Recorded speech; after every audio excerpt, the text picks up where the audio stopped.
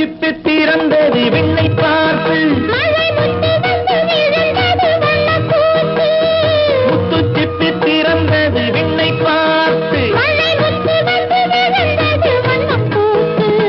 சித்தம் ஒன்று வளர்ந்தது முத்தம் கேட்டு